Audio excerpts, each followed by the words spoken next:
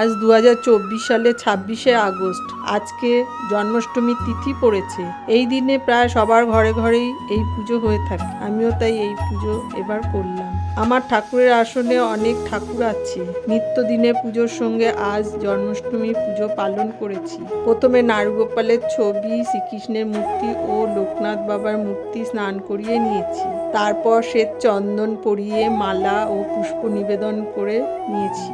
এরপর সব ঠাকুরকে মিষ্টি, মিশ্রি, তালের বড়া নিবেদন করে ধূপকাঠি ঘুরিয়ে আরতি।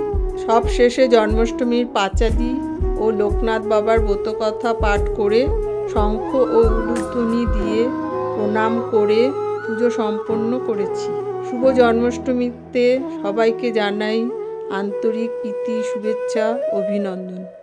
সবাই ভালো থাকবেন।